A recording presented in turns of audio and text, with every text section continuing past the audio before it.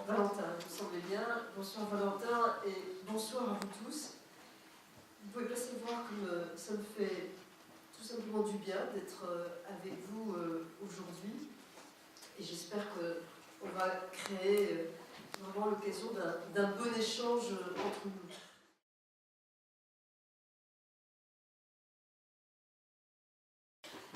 Le mouvement des entreprises de France, le MEDEF, c'est pas du tout un club. Parce que c'est d'abord quelque chose de très vaste.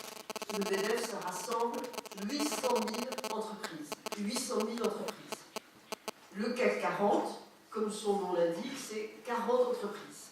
Donc vous voyez que, en réalité, adhèrent au MEDEF directement via les MEDEF territoriaux.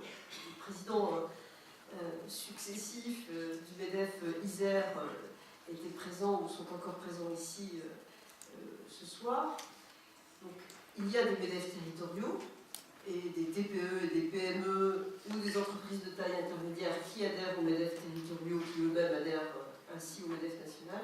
Et puis, il y a des fédérations professionnelles, des branches professionnelles qui, elles, adhèrent directement au MEDEF national. Ce qui veut dire qu'en réalité, ce qui est à la fois génial et très difficile, passionnant et compliqué dans le MEDEF, c'est que nous rassemblons une diversité entrepreneuriale extrême.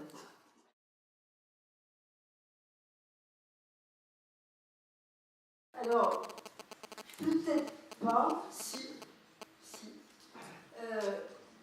le Parlement, l'Assemblée nationale et le Sénat, dans les semaines qui viennent, votent l'accord que nous venons de signer avec la CFDT, la CFTC et la CGC, accord qui, par beaucoup de principes qu'il énonce, rendra, je pense, le code du travail un peu plus accessible, un peu plus lisible et beaucoup moins aporétique. Quand j'ai dit ça, la liberté de penser s'arrête là où commence le code du travail, c'est tout simplement parce que quand vous êtes face au code du travail, je ne sais pas si vous l'utilisez ou le regardez de temps en temps, il vous met dans des impasses.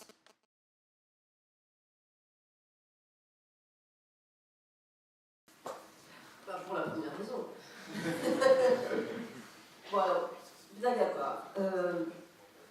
J'ai été élue en 2005. Le MEDEF est une institution démocratique, c'est-à-dire que le choix de son président ou de sa présidente se fait par un corps électoral qui est en fait composé de grands électeurs. C'est un peu comme les élections américaines. Il y a 560 grands électeurs et il y a pluralité de candidatures et compétition publique entre les différents candidats. Alors, j'insiste là-dessus parce que ça n'existe pas chez nos amis syndicalistes. Les transmissions d'un numéro 1 à un autre se font sans pluralité. Je tiens à ce qu'on garde des institutions démocratiques. Simplement, en ce moment, nous sommes dans une situation, une circonstance vraiment exceptionnelle.